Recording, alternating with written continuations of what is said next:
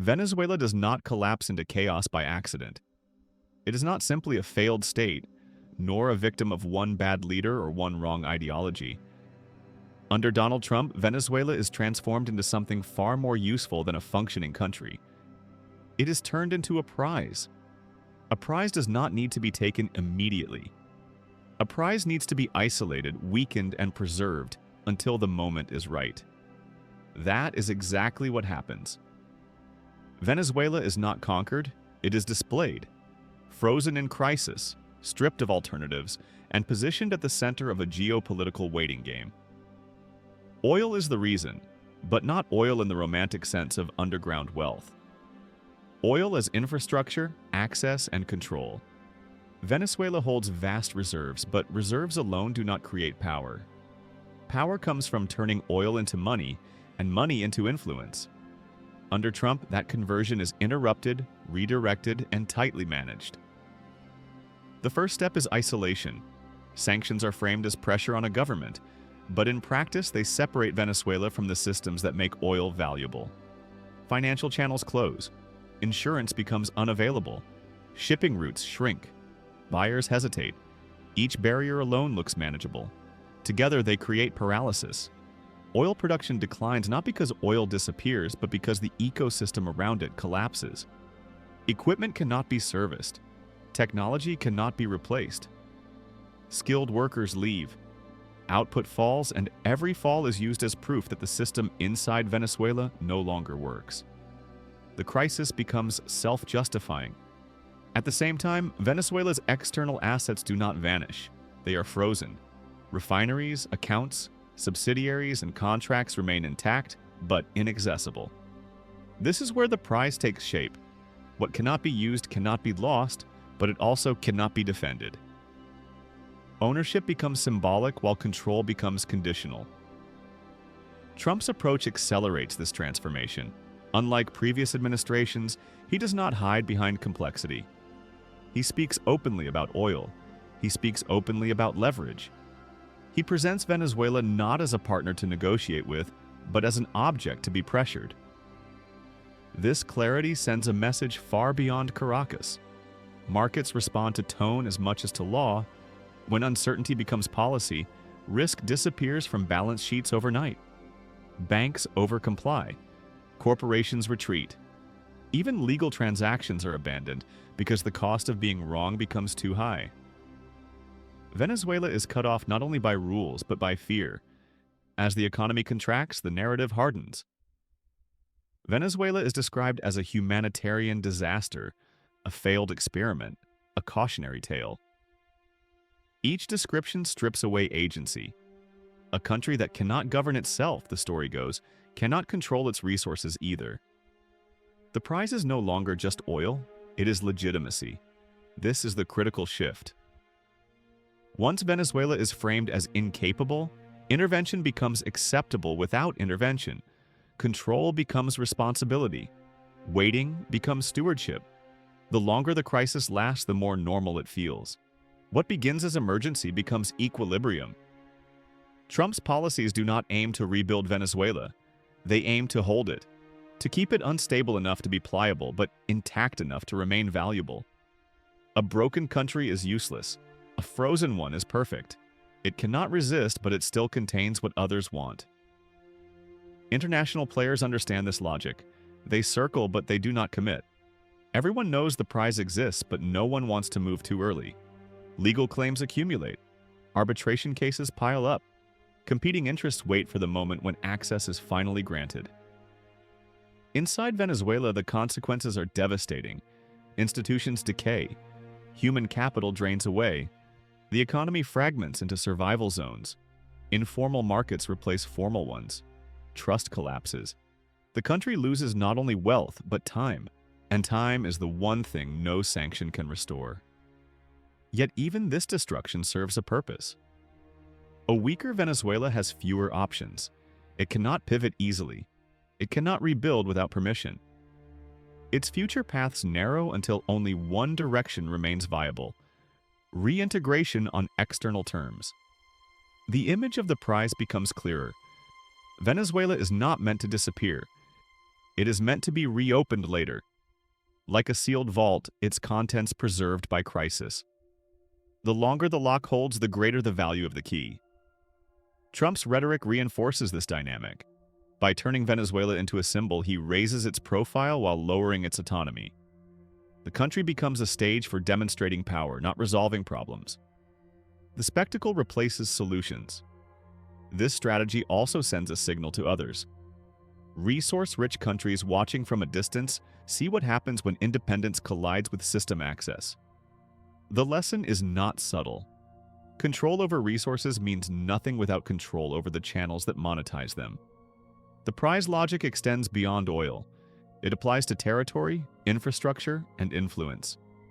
Venezuela's geography, its proximity, its reserves, and its weakness combine into a single calculation. The country is too valuable to abandon and too dangerous to free. And so it waits. The tragedy is not only that Venezuela suffers, it is that suffering becomes functional.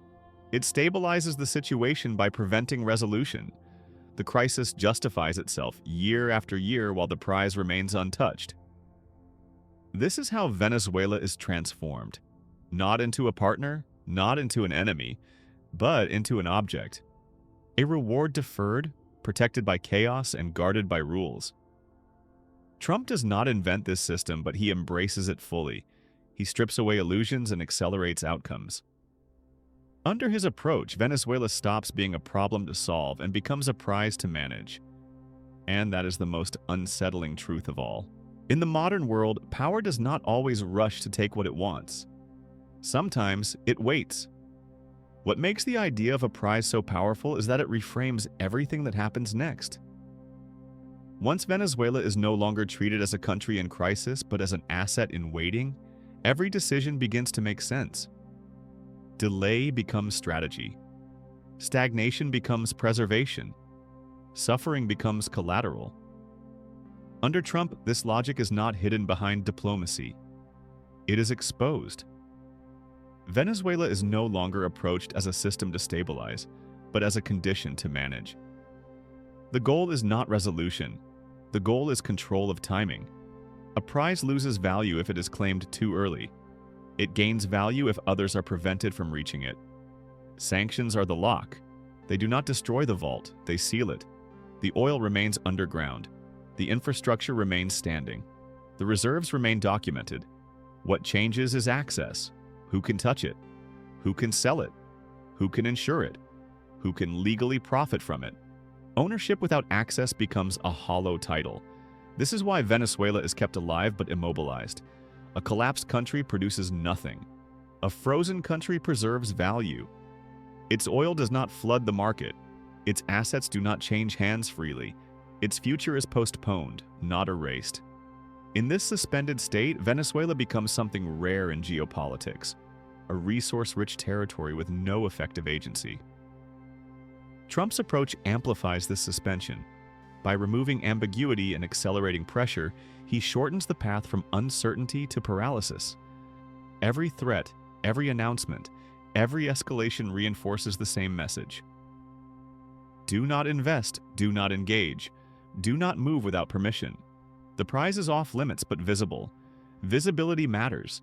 A hidden asset invites competition. A visible one invites caution. Everyone knows where Venezuela's oil is. Everyone knows what it is worth. And everyone knows that touching it too soon carries consequences. The result is not a scramble, but a standoff. This standoff extends beyond oil companies and into politics. Regional actors hesitate. Potential partners step back. Even allies wait for clarity that never comes. Venezuela becomes diplomatically radioactive. Engagement itself becomes a risk. Inside the country, this limbo reshapes reality. Policy stops being strategic and becomes reactive. Decisions are made to survive the month, not plan the decade. Institutions erode not through collapse, but through irrelevance. When outcomes are externally constrained, internal reform loses meaning. The population pays the price. Inflation, shortages, and emigration hollow out society. But even this human cost feeds the prize logic. a country drained of people is less capable of resisting future terms. When rebuilding eventually begins, it will require outside capital, outside expertise, and outside approval. Dependency is not accidental, it is cultivated. The image of the prize also explains why no alternative pathway is allowed to succeed. Any attempt by Venezuela to bypass the system threatens the waiting game. Parallel markets, alternative currencies, informal trade routes, these are tolerated only to the extent that they do not restore autonomy. The moment they appear viable, pressure increases. Trump's rhetoric reinforces this ceiling. By framing Venezuela as a cautionary example, he transforms its failure into a lesson for others. The message is not subtle. Independence without system access leads to isolation. Resources without permission become liabilities. This message travels far beyond Latin America. It is understood by every country whose economy relies on commodities and external markets. Venezuela becomes a demonstration, not an anomaly. The prize is not only oil, the prize is compliance. What is most striking is how little force is required. No occupation, no regime imposed by arms. The system does the work. Legal structures, financial networks, and regulatory barriers replace military presence. Control is exercised quietly, continuously, and at scale. This quiet control also explains the patience. There is no rush to resolve the crisis. Time favors those who can wait. Each year of stagnation weakens Venezuela's negotiating position. Each year increases the relative value of access when it is finally granted. The prize grows heavier the longer it remains untouched. Eventually, a moment will come when reintegration is offered, not as restoration, but as exchange. Stability in return for alignment. Investment in return for access. Relief in return for conditions. At that moment, the prize will be unlocked, not seized. This is the final stage of the transformation. Venezuela will not be taken. It will be reopened. Its oil will flow again, but under new rules. Its economy will restart, but within new constraints. Its sovereignty will be acknowledged, but limited by design. Trump does not need to predict this outcome. He only needs to ensure the conditions that make it inevitable. By turning Venezuela into a prize, he removes urgency and introduces leverage. The future is no longer contested, it is scheduled. And that is why this strategy is so effective. It does not rely on victory, it relies on waiting. The prize does not move. The world adjusts around it. In this system, collapse is not failure. Collapse is preparation. Venezuela is not destroyed, it is stored. The idea of a prize also explains why Venezuela is never allowed to fully collapse. Total collapse would destroy the value of what is being held. Infrastructure would decay beyond repair. Reservoir data would become unreliable. Future extraction would require massive reinvestment. A prize must be damaged, but not ruined. Venezuela is kept precisely at that threshold. This balance is not accidental. Pressure is calibrated, enough to weaken, not enough to erase. Sanctions tighten, then pause. Rhetoric escalates, then fades. The crisis never resolves, but it also never ends. This constant instability prevents normalization while preserving potential. Venezuela exists in a permanent holding pattern. Trump's role in this balance is crucial because he reframes patience as strength. Previous administrations often spoke the language of eventual compromise. Trump removes that expectation. He does not promise resolution, he promises pressure. That alone reshapes behavior. When actors stop expecting relief, they adjust their strategies toward endurance or withdrawal. This shift affects global oil markets as well. Venezuelan supply does not disappear, but it becomes unreliable. Traders price uncertainty. Refineries adapt. Alternatives are explored. Over time, Venezuela's absence becomes part of the baseline. Its return, whenever it happens, will be disruptive. That disruption increases its value as a bargaining chip. The prize logic also alters how Venezuela is perceived internally. When the outside world treats the country as an object of future value rather than a partner in the present, domestic policy loses relevance. Elections, reforms, and negotiations occur in a vacuum. Outcomes change little because access remains closed. Political life becomes performative. This creates a feedback loop. Internal dysfunction reinforces external justification. External pressure deepens internal dysfunction. Each side points to the other as cause. The prize remains untouched while responsibility dissolves. No single actor appears fully accountable, yet the system functions exactly as intended. Trump's blunt rhetoric accelerates this loop. By publicly reducing Venezuela to oil, leverage, and weakness, he strips away the illusion that goodwill matters. The message is transactional. Value determines attention. Compliance determines access. Everything else is secondary. This message resonates far beyond Venezuela. Other countries with large resource bases take note. They observe not the speeches, but the outcome. The lesson is not about ideology. It is about architecture. Control over extraction means little without control over monetization. Sovereignty ends where system access begins. The prize metaphor also explains why Venezuela becomes a symbol rather than a priority. Symbols do not need solutions. They need visibility. Venezuela is referenced constantly, yet addressed rarely. It remains in headlines, speeches, and debates, but never in final agreements. The image is maintained while the reality stagnates. As time passes, a strange normalization occurs. A generation grows up knowing only crisis. Migration becomes routine. Shortages become expected. The extraordinary becomes ordinary. This normalization lowers the political cost of waiting. Urgency fades. The prize becomes easier to hold. Behind the scenes, legal and financial structures quietly prepare for eventual transition. Claims are documented. Ownership structures are mapped. Scenarios are modeled. The future is not ignored, it is deferred. When the moment arrives, the groundwork will already exist. This preparation reveals the final layer of the prize strategy. The goal is not chaos forever.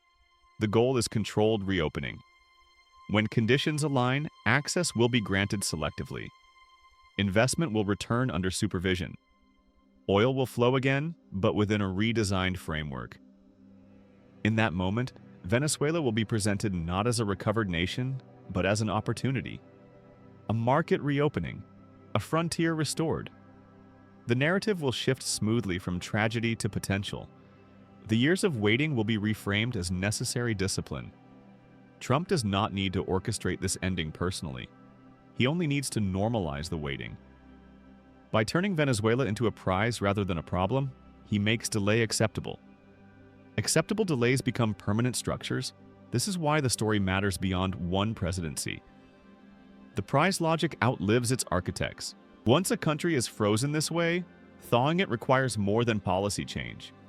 It requires dismantling an entire system of incentives built around inaction. Until that happens, Venezuela remains what it has been transformed into. Not a battlefield, not a partner, not an enemy. A prize on display. And in the modern world, a prize does not need to be taken to be controlled. It only needs to be waited for.